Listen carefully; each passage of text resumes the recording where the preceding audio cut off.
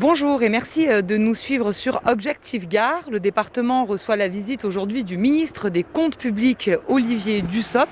Nous sommes actuellement sur l'aire d'autoroute de Quessargues et nous sommes avec monsieur Luc qui est directeur régional des douanes. Alors qu'attendez-vous de la visite du ministre qui est votre ministre de tutelle?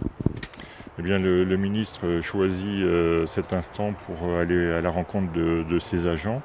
Ici, on est sur l'aire de Quessargues et on va lui présenter un dispositif de contrôle, lutte contre la fraude classique des douanes que mènent les services des douanes, en l'occurrence ici sur un axe très porteur entre l'Espagne et l'Italie. Et quand on parle de trafic, de quel produit il s'agit?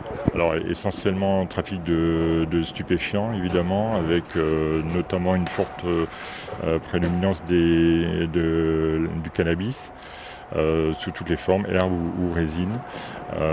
Pour vous donner un ordre d'idée, l'an passé, la direction a intercepté plus de 4 tonnes de trafic de stupéfiants. Évidemment, il y a d'autres trafics, notamment des tabacs, trafic de tabac classique, puisque on est en proximité quand même encore de la frontière ou andorrane ou espagnole. Et puis ensuite, on a des trafics de contrefaçon également. Qui viennent là plutôt par le port de Sète, puisque c'est une entrée également avec un trafic notamment de rouliers turcs. Et donc on a fait quelques belles affaires de contrefaçon. Et puis les manquements à l'obligation déclarative, là c'est également sur le port de Sète, puisque en fait ma direction est également compétente sur les contrôles au port de Sète. Ces bons résultats de la douane d'Occitanie contribuent à renflouer les caisses des comptes publics, des douaniers précieux pour la République. Les douaniers sont précieux parce qu'ils protègent le territoire, protègent les frontières, protègent les intérêts économiques et protègent la santé publique en faisant le tri de ce qui passe et de ce qui ne passe pas la frontière. Les douaniers sont aussi des agents qui à la fois procèdent à des saisies, encaissent un certain nombre de droits indirects. Nous sommes dans un secteur qui est très viticole et directement concerné par les droits indirects. Et en cela, ils sont aussi précieux pour les finances publiques. La visite s'est poursuivie à l'aéroport Nîmes-Garons. Début juillet, le ministre a demandé aux douaniers de contrôler systématiquement les passes sanitaires. Olivier Dussopt s'est ensuite rendu dans 2 centres de vaccination à Nîmes et Uzès. Une occasion supplémentaire pour le ministre d'inciter les Français à se faire vacciner. Uzès est une petite ville, ça n'a rien de péjoratif. J'ai moi-même été maire d'une petite ville, mais ce sont 700 vaccinations par jour qui sont réalisées ici.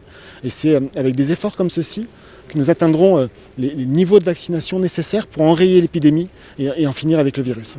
La vaccination, c'est la solution, c'est la meilleure façon de se protéger et de protéger les autres. Quel regard vous portez sur cette défiance quand même qui est importante contre le vaccin?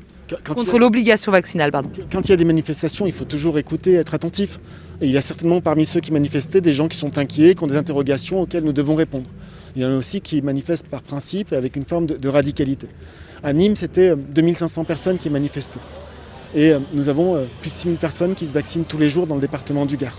Cette défiance, on sent qu'elle est motivée par le message du gouvernement qui a forcément été clair. Emmanuel Macron avait dit en décembre qu'il n'y aurait pas d'obligation vaccinale. Sauf que là, même si l'obligation n'est pas dite, pour faire un certain nombre de choses qu'on faisait avant l'épidémie, il faut quand même être vacciné. Est-ce que ça, vous comprenez ce sentiment? En décembre, il n'y avait pas de variant Delta. Et cette épidémie évolue, le virus évolue et malheureusement il évolue dans un sens plus contagieux et plus grave. La politique que nous mettons en œuvre est une politique qui s'adapte aux circonstances, qui s'adapte à la progression de l'épidémie, qui s'adapte aux différents variants et leurs caractéristiques. Moi j'entends cela, j'entends aussi le fait, ou j'entête aussi le fait que les réseaux ça n'est pas forcément la vie.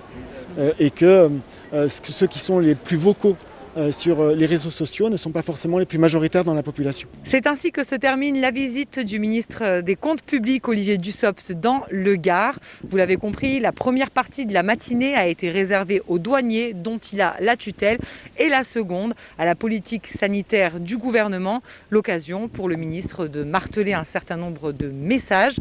Merci de nous suivre sur Objectif Gard et l'information continue.